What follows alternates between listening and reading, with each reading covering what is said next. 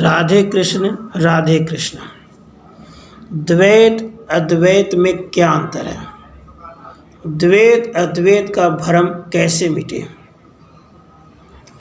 ब्रह्म भाव तो अद्वैत है और जीव भाव द्वैत। ब्रह्म भाव अद्वैत है और जीव भाव द्वैत। जब मनुष्य यह भाव बनाता है कि ब्रह्म ही है जो सभी जीवों को चलायमान कर रहा है, परमपिता परमात्मा ब्रह्म ही है जो सभी जीवों का दृष्टा है, तो यह भाव अद्वैत है। सभी जीवों में, चाहे वो चींटी हो, हाथी हो, ब्राह्मण हो, शूद्र हो, वेदपाठी हो, चांडाल हो, सभी में भगवान श्री कृष्ण को देखना, सभी में ब्रह्म भाव बना के रखना ही अद्वैत है। सभी जीवों में ब्रह्म ही है। ये कैसे? उदाहरण से समझते हैं।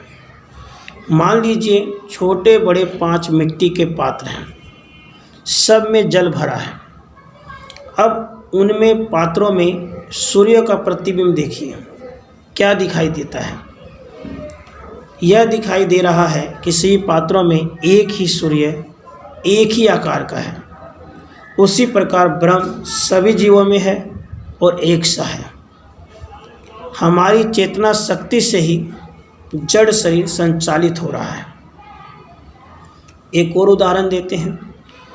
विद्युत बिजली घर से तैयार होकर हमारे घर में आ रही है। घर में पंखा, डीवीडी, कंप्यूटर, अनेकों प्रकार के बल्ब का कनेक्शन है, तो क्या दिखता है? वही बिजली पंखा में है जो उसको चला रहा है, वही बिजली अलग अलग प्रकार के बल्ब में है। मतलब सभी जड़ डिवाइसेज हैं, लेकिन सभी जड़ डिवाइसेज की चैतन्य शक्ति केवल और केवल बिजली है, विद्युत है। उसी प्रकार संसार के सभी जीव, चाहे छोटे हों जैसे चींटी या बड़े हों जैसे हाथी, सभी में एक ही ब्रह्म ज्योति है।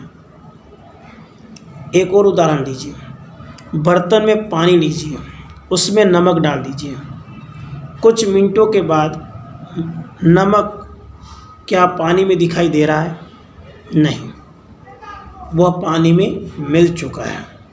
उसे हम चख के अनुभव कर सकते हैं, देख नहीं सकते। उसी प्रकार शरीर रूपी पात्र में ब्रह्म की चैतन्य प्रकाश पुंज है। वे नमक की तरह ही इस पात्र में दिखाई नहीं देते, लेकिन जैसे नमक का स्वाद पता चल सकता है चखने से, जैसे पानी को जब हम चखें तो हमें नमकीन स्वाद आता है, जिससे महसूस होता है कि नमक है, उसी प्रकार सभी जीवों में भगवान है जो अनुभव करने से पता चल जाता है। एक और उदाहरण लीजिए। जैसे अनेक नदियों का जल जब समुद्र में मिल जाता है, तब यह नहीं बताया जा सकता है कि अमुक गंगा जल है तथा अमुक यमुना जल। उसी प्रकार जब सभी जीवों का नाश हो जाता है तो वे परब्रह्म परमेश्वर में मिल जाते हैं। फिर स्वरूप को देखकर यह नहीं बता सकते कि अमुक कुत्ता का शरीर था, नारी का था, नर का था या किसी अन्य जीव का था। वैसे ही सभी शरीर भगवान से उत्पन्न होते हैं और अंतकाल भगवान में ही लीन हो जाते हैं। स्वर्ण का कुंडल है, सोने का कुंडल है, नथुनी है, करधनी है तो सब सोना ही। उसी प्रकार ये जीव के आकार दिखने में हाथी जैसे बड़े, चींटी जैसे छोटे, पशु पक्षी या नर नारी हैं, मगर वास्तविकता में पंचभूतों के ही बने हुए हैं, जिसमें भगवान की सत्ता है, ब्रह्म की सत्ता है। इसलिए अद्वैत भावना यह है कि सभी जीवों में ब्रह्म को जानकर, सभी जीवों में भगवान की छवि को देखकर उनकी निस्वार्थ भाव से सेवा की जाए। और अद्वैत भावना ये है कि हम सब में ब्रह्म की सत्ता को माने और सब में एक जैसा भाव रखें। लेकिन द्वैत भावना है जिसमें सब में अलग अलग हमें दिखाई देता है। अंत में मैं कहूँगा, जैसे मधुमक्खी अनेकों फूलों का रस इकट्ठा करके मधु का निर्माण करती है, शहद बनाती है, परंतु यह नहीं पता होता कि इस मधु में कहाँ गुलाब का रस है और कहाँ पे गेंदा का।